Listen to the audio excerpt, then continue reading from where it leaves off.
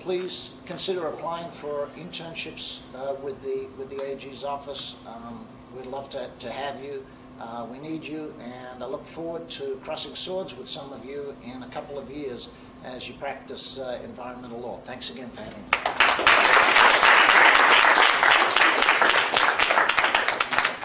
Thank you, Simon.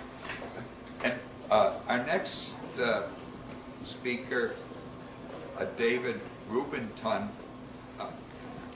represents the immediate interface of New York State with its citizens and their desire to engage in particular activities for which the New York State Department of Environmental Conservation, because of their statutory mandates, may become involved.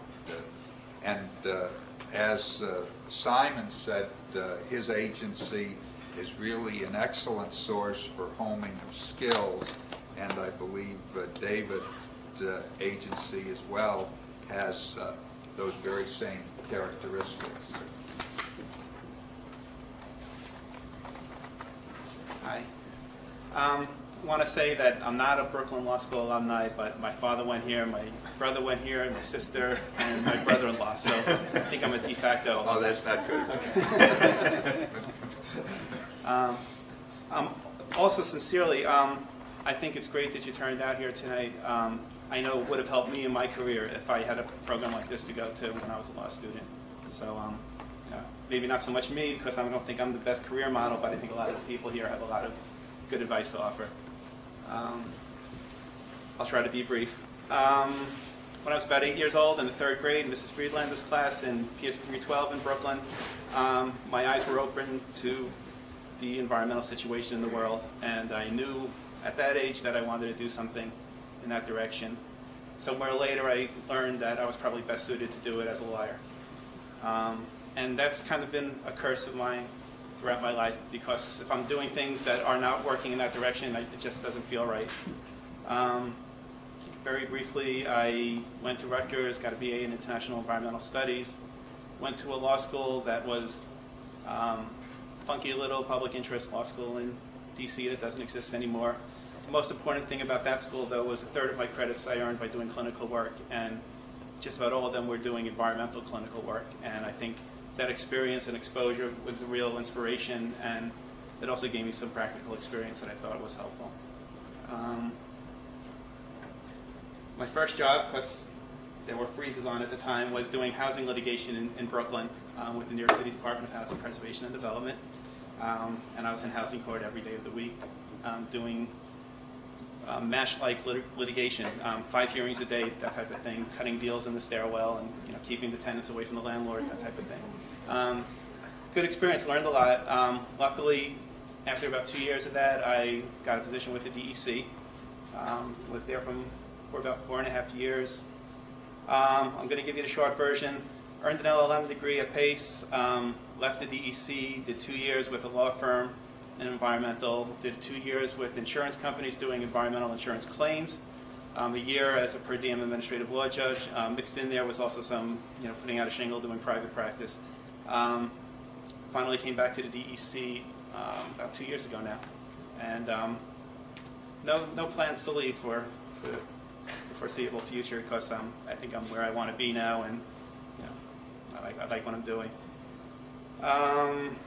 My current job involves administrative enforcement of the state environmental laws. The way the state is set up, there's 9 regional offices and 3 field units and 1 central office in Albany, which has about half the attorneys. The 9 regional offices are scattered around the state. New York City is Region 2, and that's the 5 boroughs. Region 1 is Long Island, that's our Suffolk. Region 3 is the mid-Hudson counties.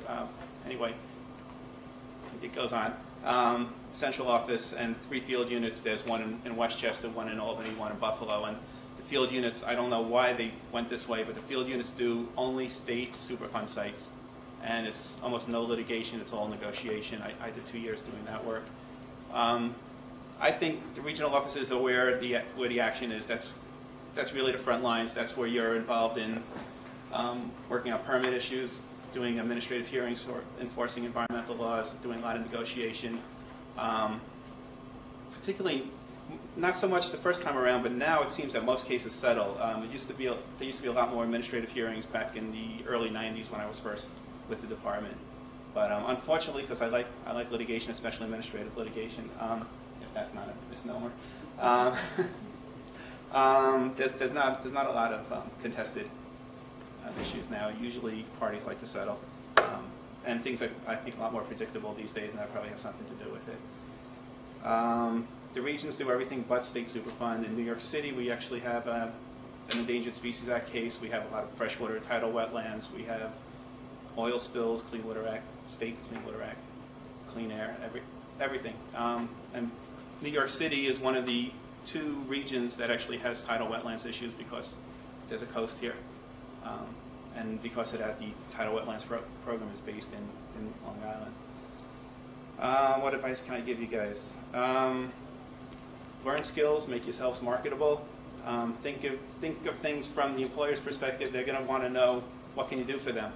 And to the extent that you could write and show that you have some substantive knowledge in a field and can actually put it together and write, that makes a difference. Take courses, of course, in administrative law, but also things like trial and appellate advocacy. That moot court suggestion was great because that's very practical. That's what you do. And also, get involved in as many clinics and internships as you can, because that's where you're going to learn the practical skills, as well as making contact with people who are actually doing the work. Very practically, if you wanted to work for my agency, which I recommend, it's very satisfying for me, you need to get on a civil service list. You can do that while you're in your 3rd year of law school, and it's not a test, but it's an expensive experience-based application you fill out.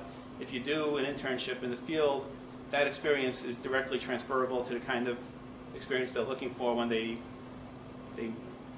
qualify a candidate. And because of that, a lot of former interns do end up working for the department. Right now in the New York City office, out of 7 attorneys, 3 of them are former interns, including the regional attorney. So it happens. Keep that in mind. I think next Wednesday we're going to find out that there's going to be some severe freezes, if not cuts. So take that with a grain of salt, and you might have to defer your dream for a year or 2. And that's it.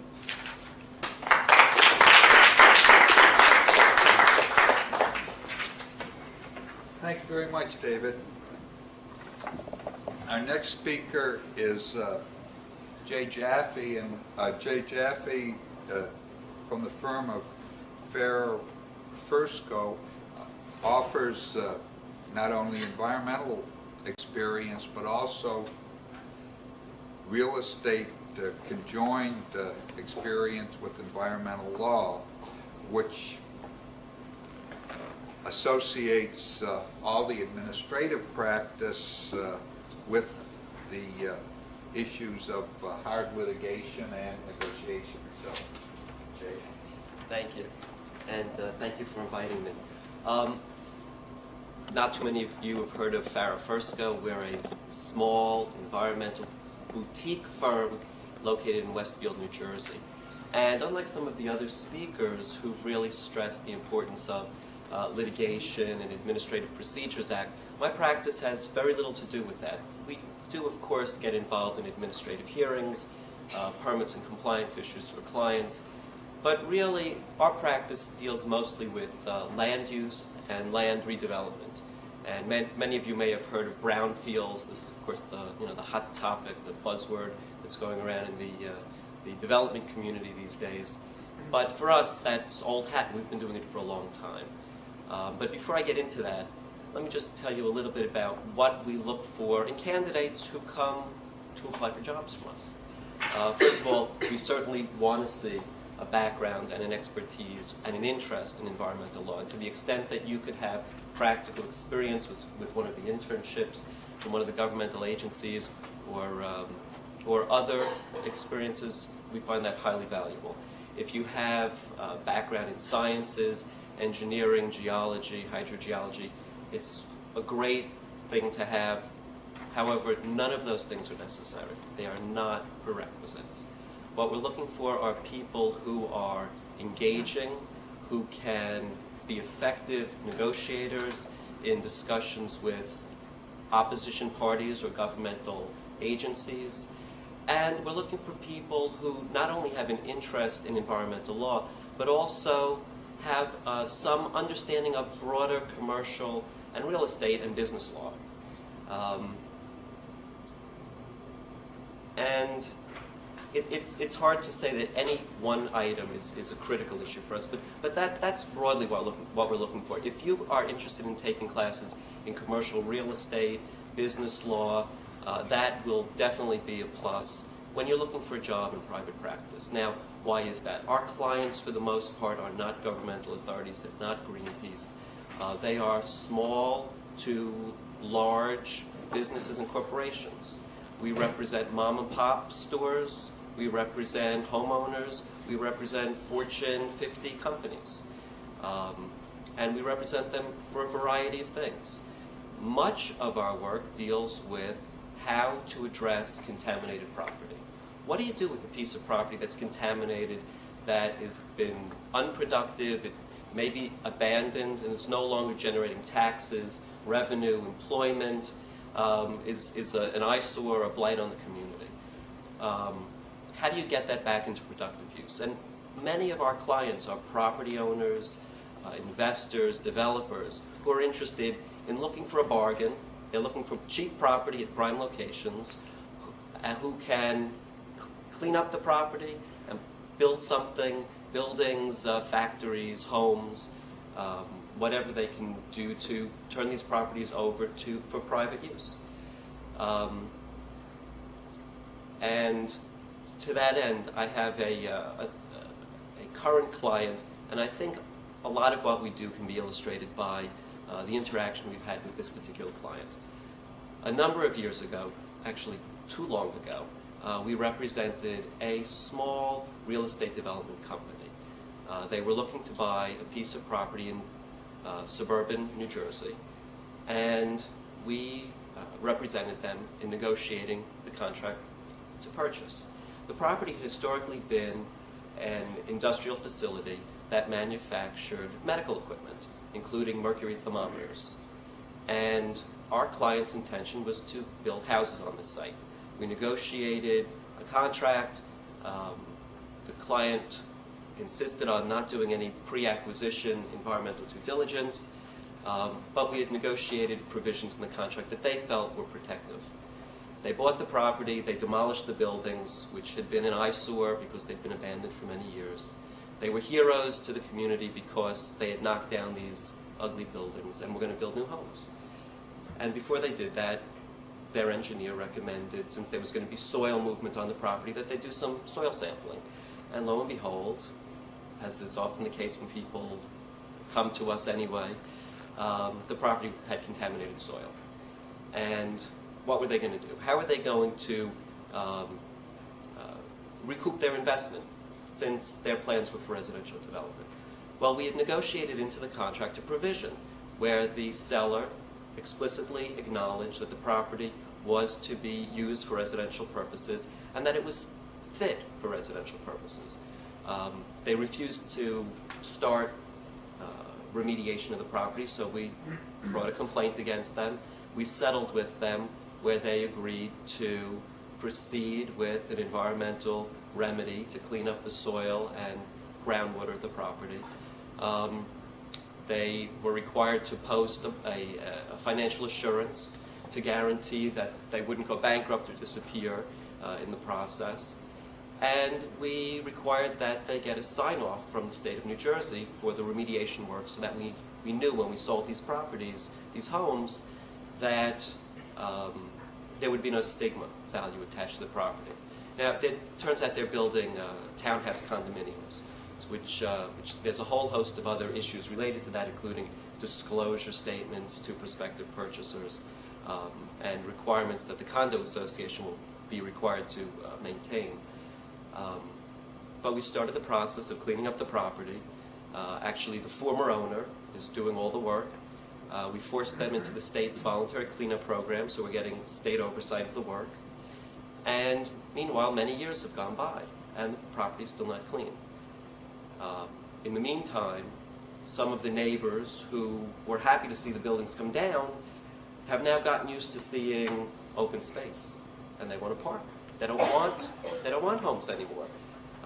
They're saying this property borders on a small stream, and it would be a very nice location for either a wilderness, what in New Jersey we have a Green Acres program. That's a reserve of property for natural or recreational use, and they no longer want homes there.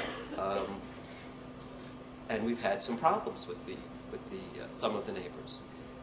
Matter of fact, we had an incident where someone knocked down our fence, and you might remember this property was an old medical equipment manufacturing facility, and what happened was someone came onto the property in dead of night and threw broken thermometer casings on the ground and alerted the press.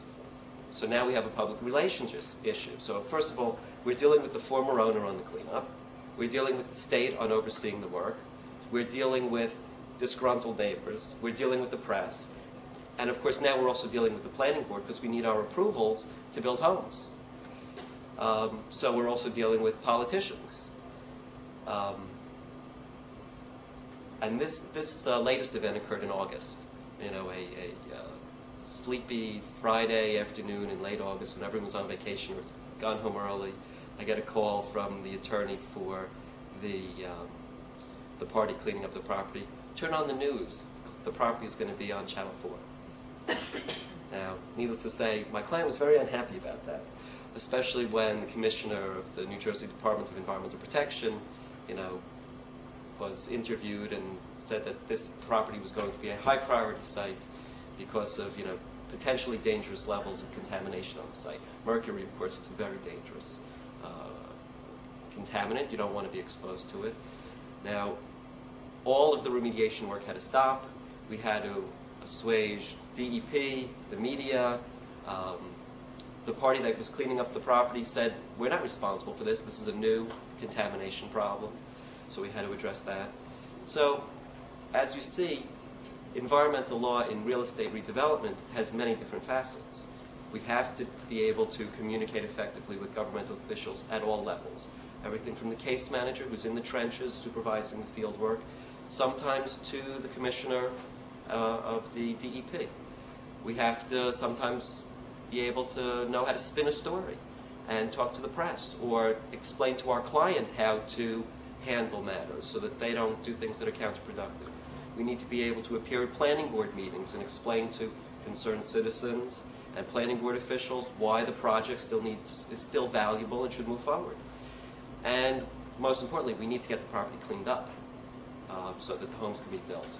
And for us, this is a success story. As I was talking to one state official, they said, despite this small sidetrack that we had with the media and this vandalism event, governmental agencies are interested in bringing these property back into productive use so that they can be used on the tax rolls, people can live in these homes, and that's where we're moving. That's where this project is moving, and we have many similar projects like that. So, you know, the point of this story is be broad-minded. I know a lot of people, I myself got interested in environmental law thinking that I was going to be an environmental activist, and I was never going to work for business and industry because they were the bad guys. But it turns out that I've supervised millions of dollars of environmental cleanup, almost exclusively all paid for by the private sector. Either my clients or other responsible parties, or we were able to obtain other types of cost recovery, either from insurance carriers, state grants. So be broad-minded. Think broadly when you are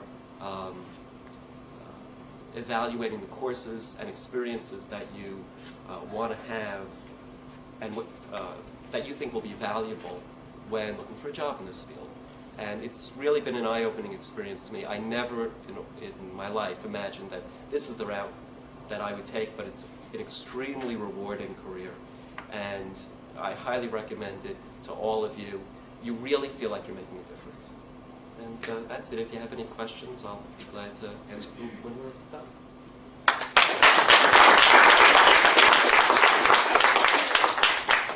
Thank you, Jay. I guess one good fact to remember that we're much more than New York State. We're New Jersey, and we're Connecticut, and then also we're New Mexico.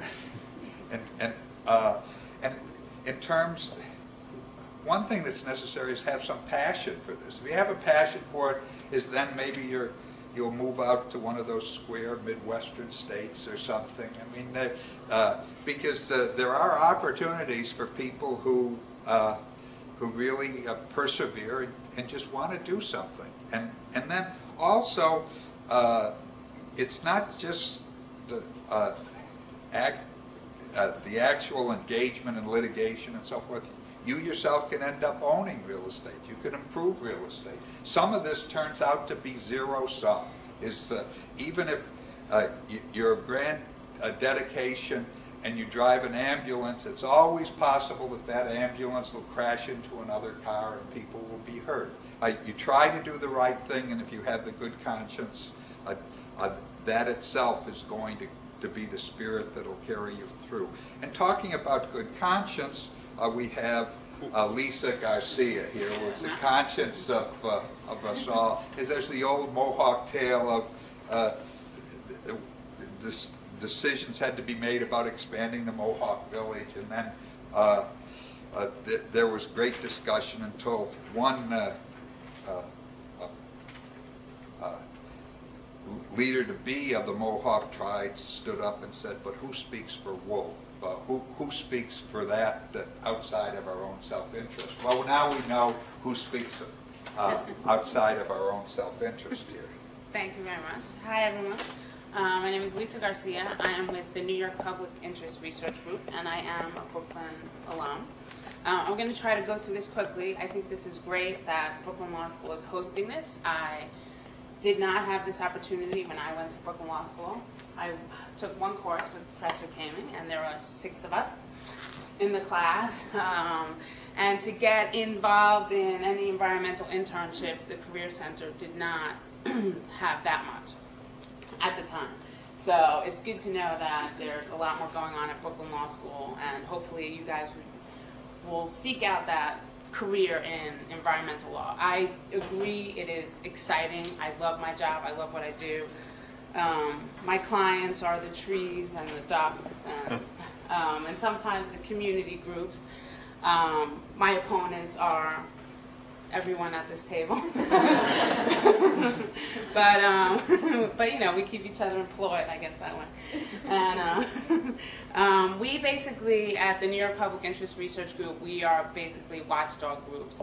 We make sure that if the government is giving out air permits or water permits, that there will be enforcement, that the permits are written so that the citizens can then look at that permit and make sure that there will be enforcement.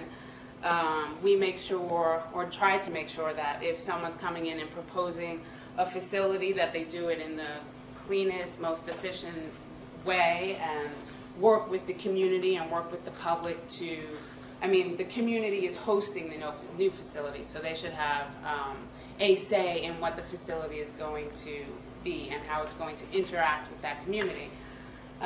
One of the things that I have been working on for the past 2 years is the siting of power plants in New York City.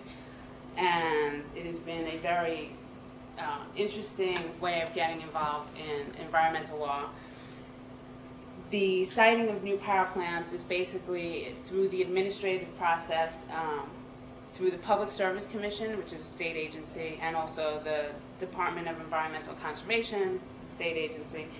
And what they do is they make sure that there is public participation in the siting of power plants, but it also happens to be fast-tracked. So you get a notice on the EMB, which is on the website, so if you don't have a computer and you're not surfing the net looking for new proposals like I do, you may miss the 30-day comment period. So basically that's what NYBRC does. We make sure that we're there to assist the community groups, and when these administrative proceedings come up, we talk about almost every aspect that you would think of in the environment. You know, sometimes when I do seminars with students, sometimes I ask, what is the environment?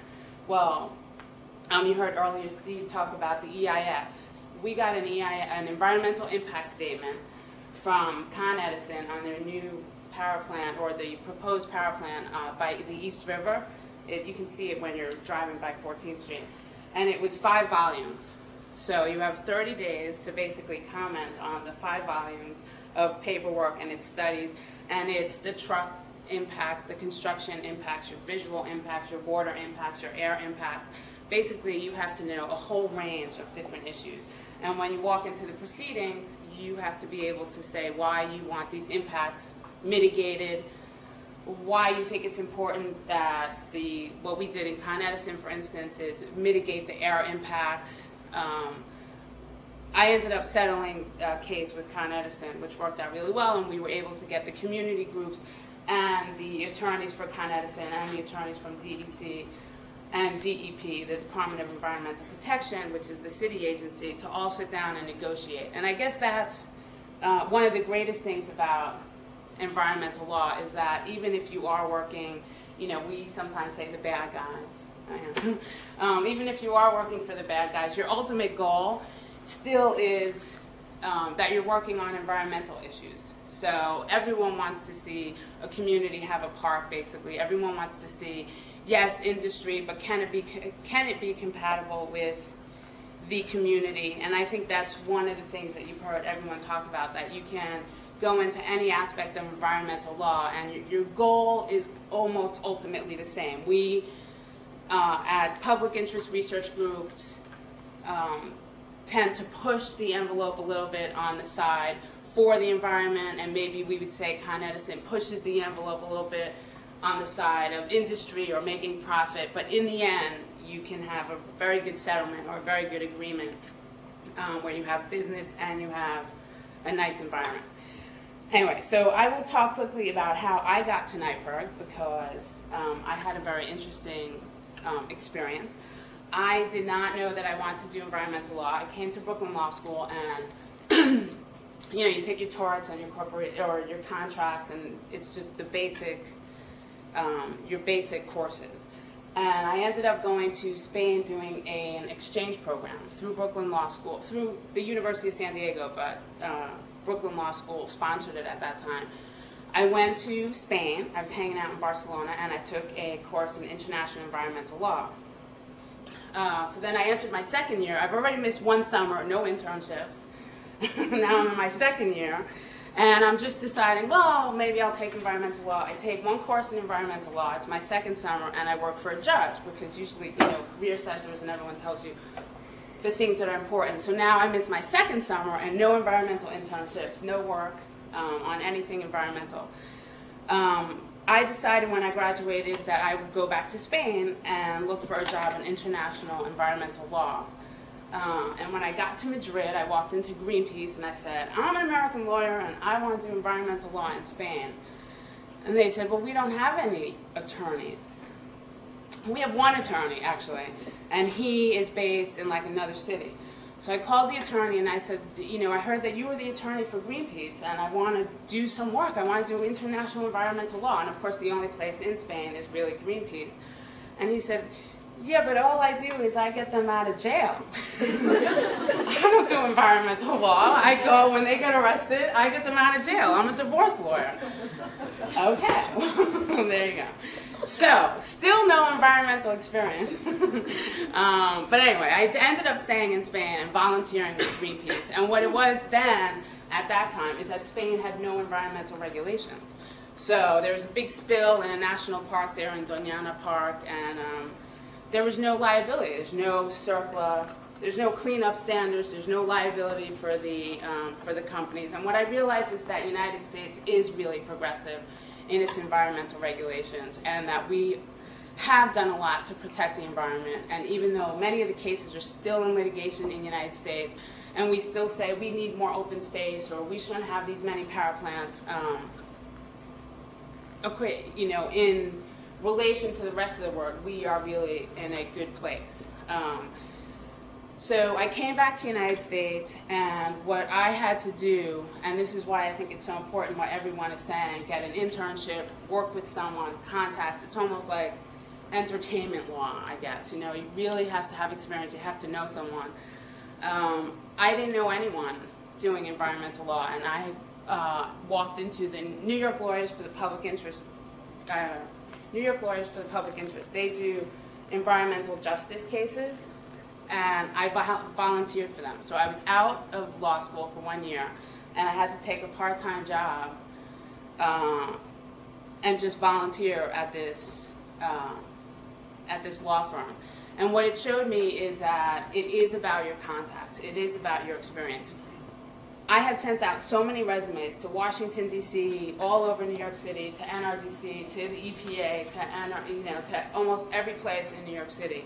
And after 6 months of interning and then eventually working with New York lawyers, all of a sudden I realized every single case that we handle, we call the same attorneys, basically. Every time you walk into a courtroom, you recognize the same people. Every time you go to an environmental law seminar, or when like now, if I speak at, on energy issues, if I speak at Albany Law School or Fordham Law School, the panelists are basically the same, or we are all about 1 degree, was it 1 degree of separation? Yeah, it's not 6. We probably all know these same people. So it's really important to, if you are interested, let that passion drive you. It's a lot of fun. It's really exciting. But definitely try to get something under your belt before you graduate, because it will be the key to being successful, or to entering successfully into this career.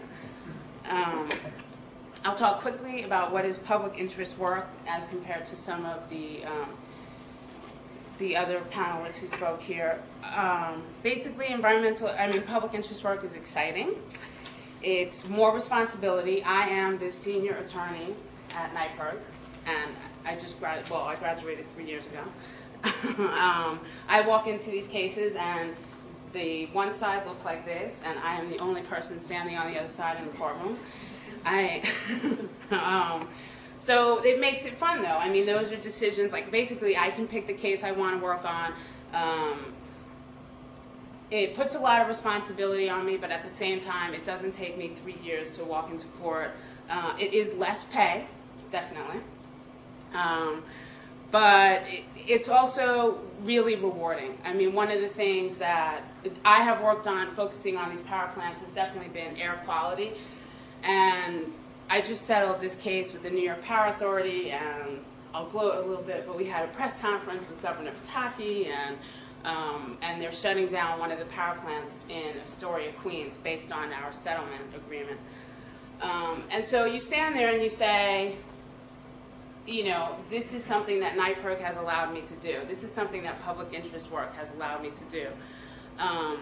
And it's really rewarding when someone from the community comes up to you and says something like, thank you so much, no one would represent us, thank you so much for working with us.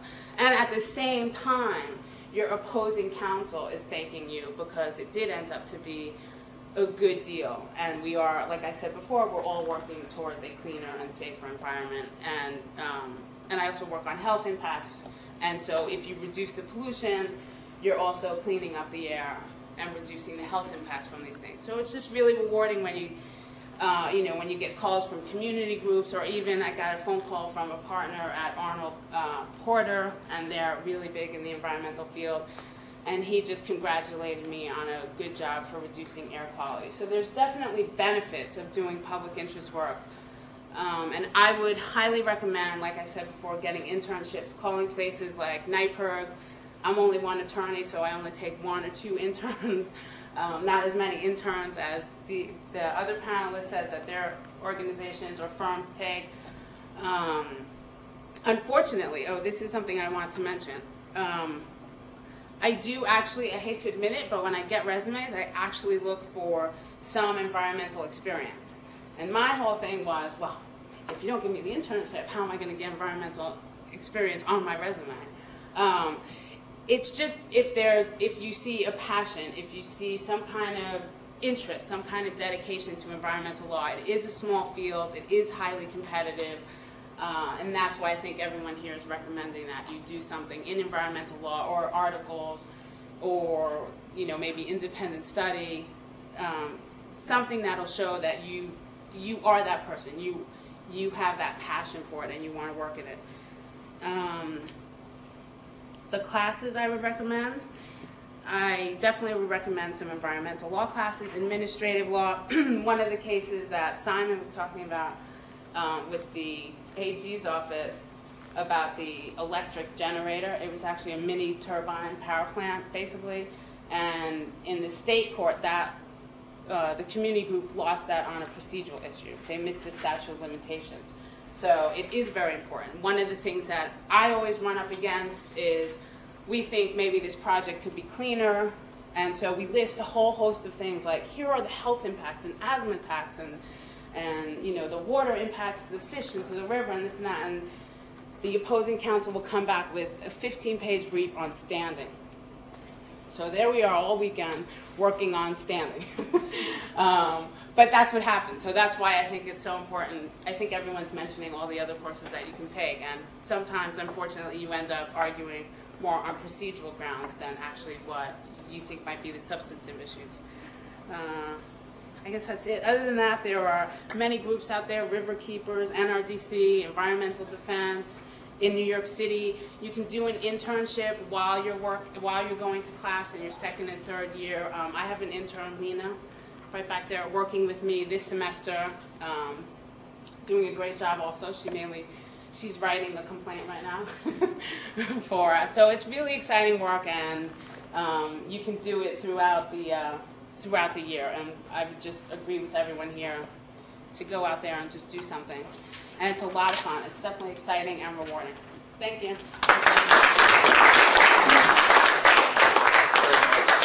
Please, we have a little time if anybody would like to ask some questions. We'll be glad to entertain them. Are there any questions? Has this excellent panel resolved all the issues? One thing that was mentioned by a number of speakers is the fact that in New York State or in this region there is a hard-edged learned bar, and many times the judiciary is more informed about their own state procedures, because that's what they do every day, than they are about environmental law. So many times you find yourself engaged in litigating procedures because that's what the courts know most about, and you never have the opportunity to get to the main issue. So these additional courses, other than environmental law, are very much the meat and potatoes of environmental law. Yes? What would you say, I don't know if Lauren should throw a question. Yes, Simon, how important do you think getting a master's degree in Upper's question was how important would it be to get a master's degree in law? Yeah. In law? I don't think it's very important, frankly.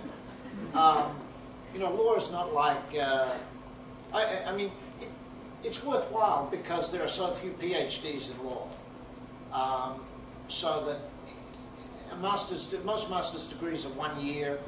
And of course, PACE offers a master's in environmental law, so that's a sign certainly of a commitment to, you know, environmental law. So I guess that would be regarded as something important. But frankly, I don't think from a practical perspective it amounts to that much.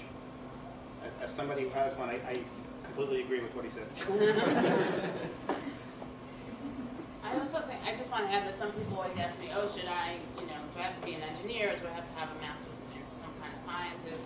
I would say that it definitely helps maybe in reading some of the studies that we review, but in the end, the expert is really the one who's going to guide any either affidavits or evidence that you put up. And I mean, unless you have time to be a specialist, like a toxicologist and an attorney, I haven't found it that much of a detriment that I did not. I mean, I have an interest in science and technology, but in the end, we have to use health experts and toxicologists. So, toxicologists. I know from the EPA perspective, I happen to have a master's in environmental biology, and let's say in the PCB cases, it helps me to prep people to be a witness, given my background, and I'm understanding a little bit, not that much, of the, let's say, the chemistry of PCBs. So really, getting any advanced degree will help, in the sciences will help you prepare for a case, but is it indispensable? Is it necessary? No, it helps. This question is for Professor Barshoff. And writing an article or publishing in a trade journal, how would you go about finding somewhere to submit, or an organization to submit an article to, or a trade journal? Sure. There are varieties of things that you can do. First of all, understand the structure. Virtually all of the public interest groups, certainly the national ones, Sierra Club and others, have their own publications. That's one place to look. Most of the trade organizations, and there is, by the way, in the research library, I don't know the name of this book, there's a book that lists the associations of all of the various industries. Not just industries, I'm using it very generically, all the fields, if you will. There are many, many technical journals and business journals of all different kinds, many of which you would not think would necessarily be receptive to an environmental law article. But if you write from the perspective of an individual, particularly someone who is out there in business, and say, what can I help tell this person that they might not already know about, let's say it could be asbestos, or it could be mold, which is one of the hot topics now. There are a variety of environmental issues that if you can write from a practical perspective, to the extent that perhaps, let's say you've taken an internship and you've learned something as a practical matter, let's say about oil tanks in connection with what you did, and then you might want to write an article that could go into, let's say, the trade association for the automobile gasoline station association in New York State or whatever. You start to mix and match and cobble that together.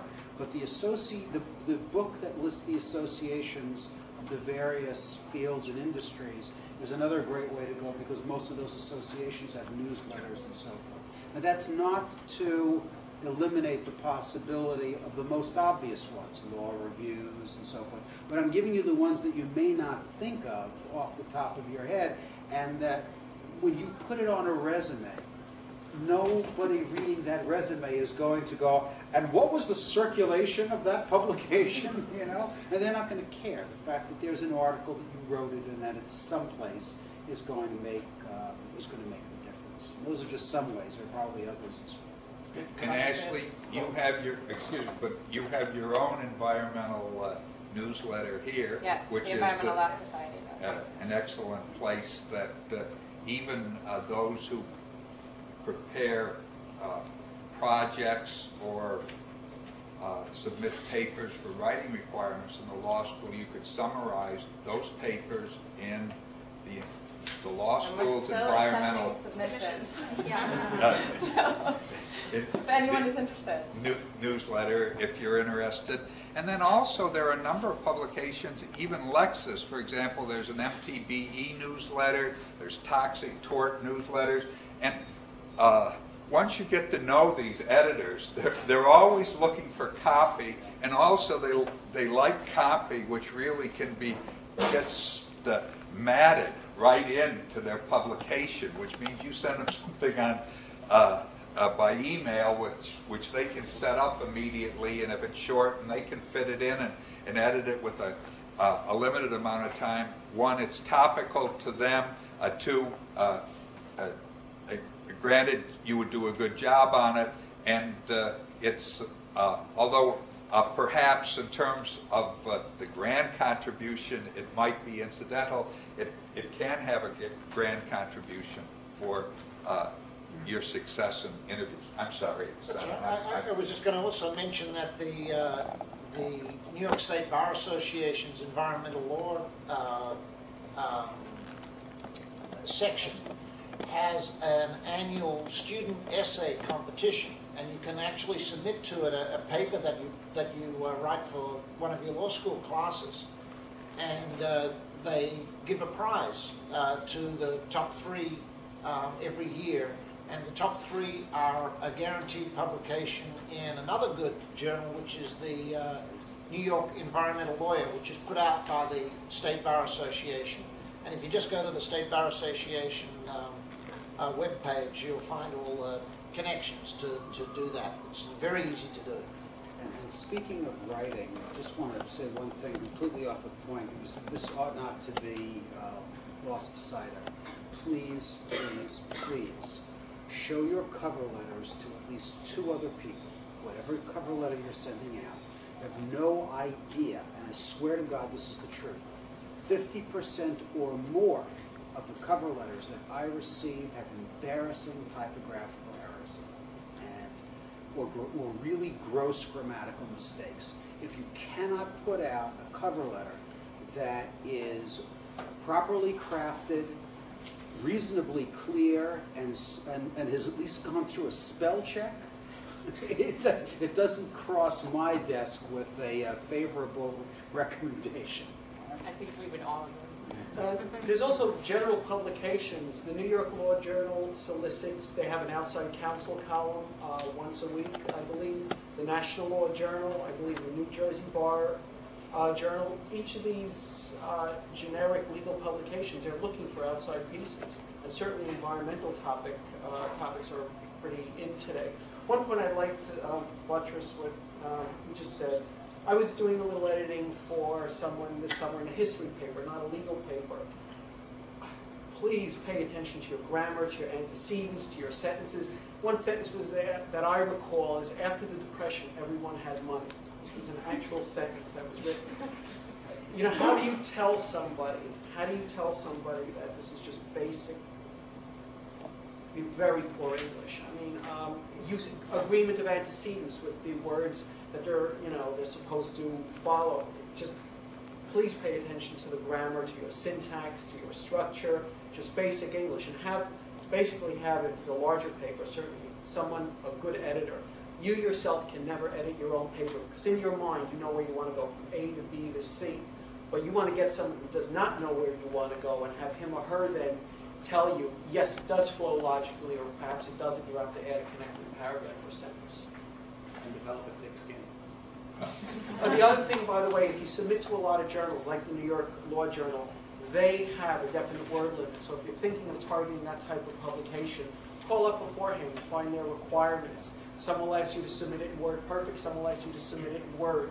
Some will say, we only want 1,800, 1,500, or whatever number of words. So you don't want to write a 5,000 word piece, then to be told, cut it down to 1,500 words, because then oftentimes it'll sound pretty choppy. Well, I don't see any other questions, but just from the last comment that after the Depression everyone had money, I think that's pretty good news. I didn't realize that. So that's ending on a high note. I think that's exceptional. And I want to thank again the Environmental Law Society, because I believe you put together a wonderful panel. Thank you again, and I want to thank all the panelists. I'm just curious if there are any takers.